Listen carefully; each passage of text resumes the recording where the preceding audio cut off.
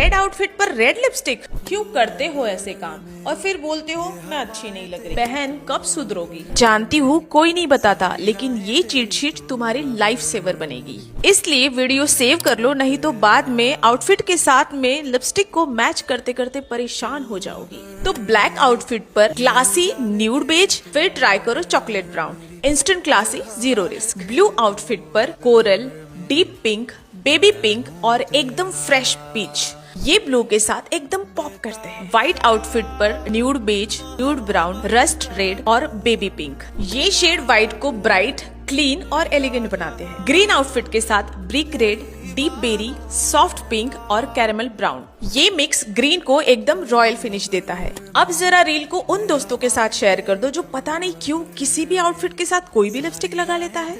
और ऐसे ही और इजी मेकअप गाइड के लिए फॉलो करके जाना।